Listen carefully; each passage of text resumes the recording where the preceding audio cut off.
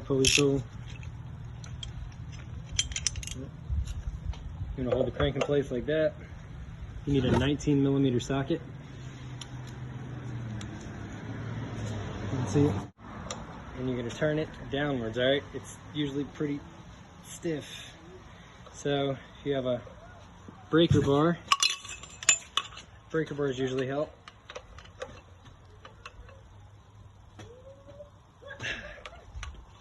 Yep. So when the breaker bar doesn't give you enough oogie boogies, you gotta hit it with your purse. You ready? Hold on, gotta get a good hit, a manly one. See if that worked. Well, damn.